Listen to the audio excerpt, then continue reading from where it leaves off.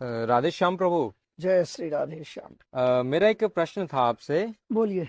जैसे कोई अरे, तुलसी माला धारण करना चाहता है हाँ हाँ। तो सबसे पहले उसको क्या क्या नियमों का पालन करना चाहिए? तुलसी के महिमा, तुलसी महारानी का जो महिमा है, महात्म है, उसका अन्य पुराणों में वर्णन है, लेकिन सबसे अधिक वर्णन है ब्रह्म वैवर्त पुराण में। ब्रह्म वैवर्त पुराण के प्रकृति खंड में शायद यह उपाख्यान है, जलंधर तुलसी उपाख्यान। उसमें भगवान श्रीहरि जलंधर के वध के उपक्रम में भगवान जलंधर का भेष धारण करके और शिव जी के माध्यम से जलंधर का अंत कराते हैं, जो कि तुलसी की पत्नी है। वो तुलसी महारानी भगवान श्री हरि को श्राप देते हुए कहती हैं कि आपका हृदय कठोर है, और इस प्रकार से वह दुखी हो जाती है। उसी क्षण भगवान अपना रूप प्रकट करते हैं और तुलसी महारानी को कहते हैं कि हे वृंदेही तुलसी, मूल रूप से तुम मेरी गोलोक की अधिष्ठात्री भी, और मेरी ही इच्छा से समस्त जीवों के कल्याण के लिए तुम पृथ्वी पर प्रकट हुई हो। और इस प्रकार से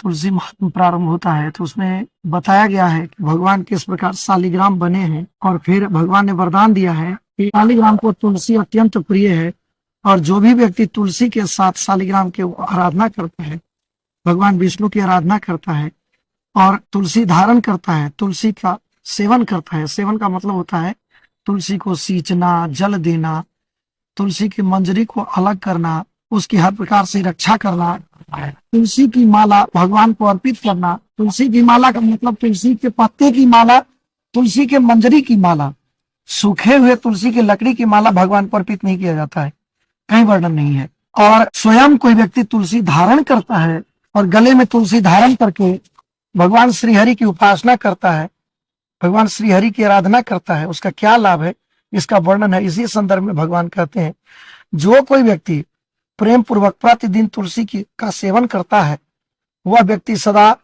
यमपाश के भय से मुक्त रहता है। अर्थात वो व्यक्ति उस जीव को यमराज के दूत स्पर्श नहीं कर सकते, अर्थात वो नरक में नहीं जाएगा, उसका पतन नहीं होगा जो तुलसी धारण कर। जी, ये भगवान श्रीहरि के स्वयं वाक्य है, कोई किसी व्यक्ति का या मैं क्या कहूंगा, मैं एक सामान्य मनुष्य हूं आपकी तरह।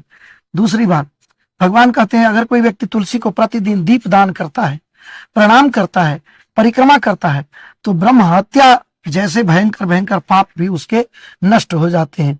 यानी यानी च पापानि ब्रह्म हत्यादिकानि च तानि तानि प्रणश्यन्ति प्रदक्षिणा पदे पदे। यह कहा गया है, पद्म पुराण आदि ग्रंथों में भी कहा गया है कि अगर कोई व्यक्ति तुलसी महारानी की परिक्रमा करता है तो उसके पग पग चलने पर, एक पग चला तो अनेक ब्रह्म हत्या उसके नष्ट हो जाते हैं, और अन्य पापों की तो फिर कहने ही क्या है, वे नष्ट हो ही जाते हैं। अर्थात तुलसी को धारण करने वाला, तुलसी को सेवन करने वाला, तुलसी की पूजा करने वाला, दीप करने वाला व्यक्ति हमेशा पवित्र होता है, और मरणोपरांत वह भगवत धाम को, श्री हरि के धाम को प्राप्त करता है। फिर उसका इस पुनर्संसार में पुनर्जन्म नहीं होता। यही महात्मा है तुलसी का। जो व्यक्ति तुलसी धारण करता है उसकी अकाल मृत्यु नहीं होती है। बहुत सारी बातें भगवान ने कही है, उसी अध्याय में ये वर्णन है। मेरे पास अभी गर्ग संहिता है, वो ब्रह्म विवर्त नहीं है, नहीं तो मैं पोथी निकाल करके दिखा देता, प्रमाण है। गर्ग संहिता में भी संक्षेप में वर्णन है। तुलसी धारण करने वाले को अकाल मृत्यु नहीं होगी। मृत्यु तो अवश्यंभावी है, मरना तो है, लेकिन अकाल मृत्यु का मतलब होता है कि जैसे कोई व्यक्ति जा रहा है कहीं और आकस्मिक घटना घट गई तो उसको पहले ही सूचना मिल जाएगी, वो व्यक्ति बच जाएगा। और दूसरी बात है, जैसे मान लीजिए बहुत बड़ी दुर्घटना उस व्यक्ति के साथ होना है अमुक तिथि में, अमुक समय पर, क्योंकि जो कुछ होना है वो अपने कर्मों के अनुसार निर्धारित रहता है। लेकिन अगर वह तुलसी धारण किया हुआ है, नाम जप करता है, तुलसी धारण करता है, तिलक धारण करता है, इस प्रकार से वो स्नबोचिन्ह वेशभूषा धारण करने से उस व्यक्ति के ऊपर वह अकाल मृत्यु टल जाती है। उसको कोई चोट दे जाएगी, जख्म होगा, लेकिन वो मृत्यु नहीं होगी। दूसरी बात, तुलसी धारण करने वाले व्यक्ति को कभी भी बुरी नजर वगैरह काम नहीं करेगा उस पर। जैसे कभी कभी होता है, व्यक्ति अपवित्र अवस्था में रहता है, शरीर अशुद्ध होता है, उसको पता नहीं चलता कि उसका शरीर अशुद्ध है, लेकिन वह अशुद्ध होता है।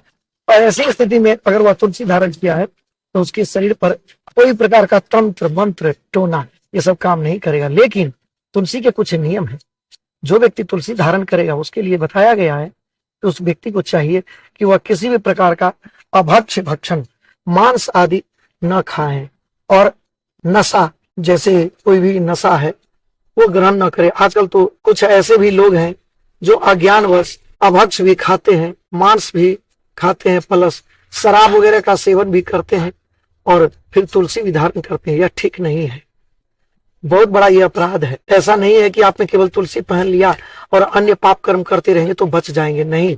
उसका जो रिएक्शन आएगा वो बहुत बड़ा भयंकर रिएक्शन आएगा। जैसे अश्वत्थामा जानबूझ करके उच्च कुल में जन्म लिया है, उसको समस्त प्रकार से ज्ञान है कि ब्रह्मास्त्र का प्रयोग कब किस स्थिति में करना चाहिए, कैसे करना चाहिए। उसको द्रोणाचार्य उनके पिताश्री ने बताया था ब्रह्मास्त्र का ज्ञान देते समय, लेकिन अगर वह जानबूझकर उसकी उपेक्षा किया तो परिणाम क्या हुआ कि अश्वत्थामा हजारों हजार वर्षों तक भयंकर रोग से, भयंकर दुख से पीड़ित रहा और नाना प्रकार के कष्ट उठाए। क्यों?